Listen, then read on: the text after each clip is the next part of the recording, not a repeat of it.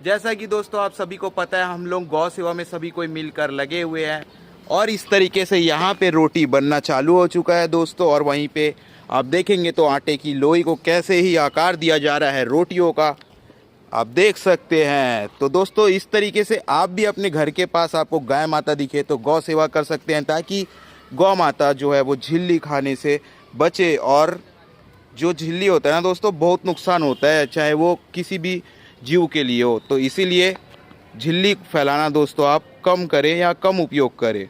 तो मिलते हैं दोस्तों हम अपने नेक्स्ट वाले शॉट में। आप बने रहे हमारे यूट्यूब के साथ।